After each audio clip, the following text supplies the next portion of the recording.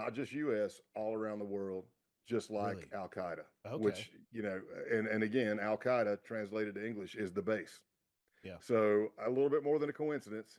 And their model was multiple 3 to 5 man cells. I always try to say it right because I got a redneck accent, but CELL, Yep. um, 3 to 5 man cells all over the world, ready to go for D-Day, which is what they call the Boogaloo, And would to get he that call. initiate D-Day? Like, was that on this guy? So they try to do they try to do the thing where there's no leaders. There's no leader of the base, and you're like, that's bullshit. I mean, he's the one that's calling everything. He's not our leader, and it's like, no, he's the leader. He's the leader for sure, especially when he sends you a side DM direct message saying, hey, we love having you in the ranks. You've proven to be a solid member, blah, blah, blah, kind of thing. So I did that Interesting. interview. I Yeah. did that interview. That interview lasted about an hour and 15 minutes. So here I am with how many years of experience at that point. So 28 in law enforcement. I retired. So let's just say like I'd been doing undercover work since 1996, on and off and on. And here I am playing, I'm throwing it and I'm sitting here with my catcher's mitt waiting to see what they're going to throw back and try to figure it out and answer it correctly. So I did that interview, and he in that he kind of explained what they do, and I knew a little bit. There's a book called Siege, and it was written by a guy named James Mason, and James Mason is a longtime white supremacist neo-Nazi guy, lives out in Colorado. He created Atomwaffen Division. So Atomwaffen Division was kind of like the first big accelerationist group, and the base was probably the next big one. But they described to me what an accelerationist was.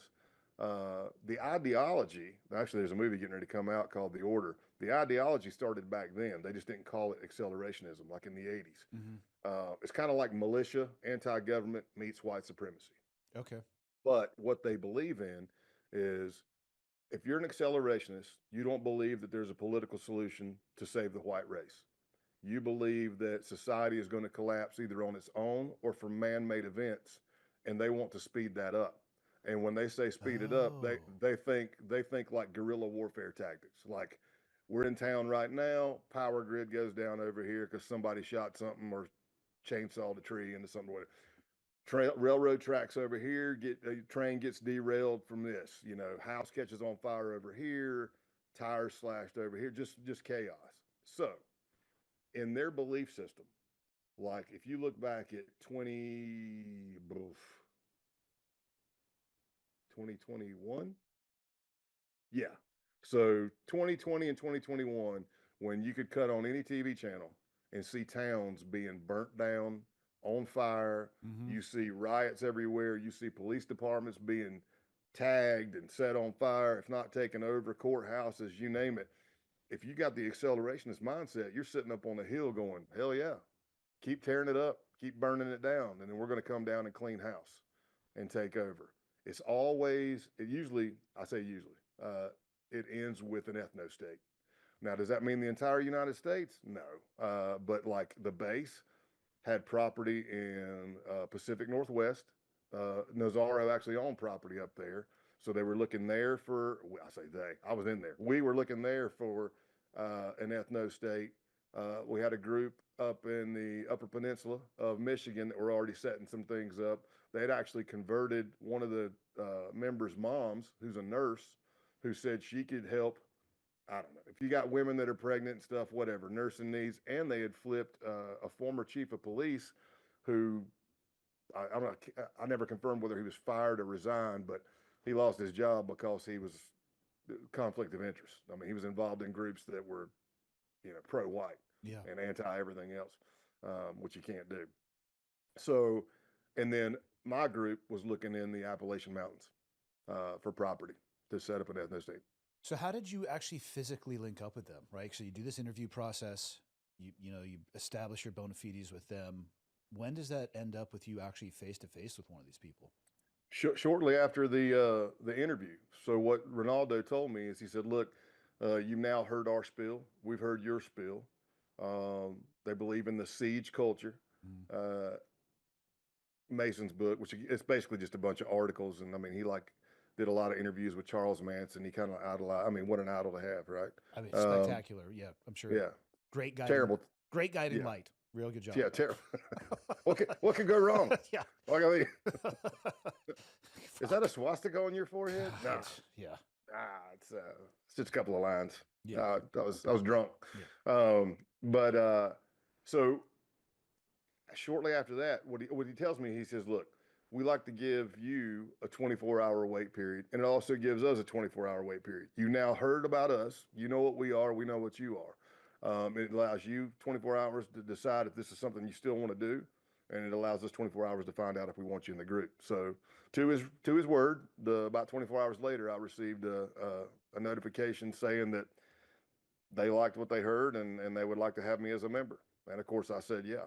So as soon as I said yes, he said, you will be contacted by the cell leader closest to you regionally. And I said I was in East Tennessee. The closest cell at that time was Rome, Georgia, northern Georgia.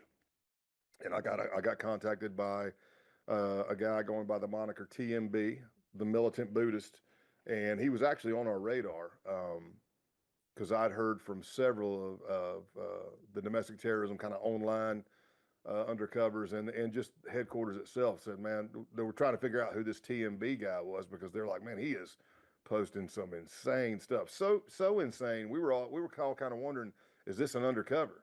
Because we couldn't believe that somebody would be saying that because if you blast something that blatant and you're in these groups, they call it Fed talk. They're like, hey, man, that's Fed talk. In other words, you're going to draw the attention of the feds. They say you're glowing. Hey, you're glowing, bro. That means you're probably a Fed or you're a snitch. And that's what we were kind of wondering, but it ended up being a real guy, and I went and met him. I mean, what is your impression of? I mean, maybe I have met somebody like this. I don't know.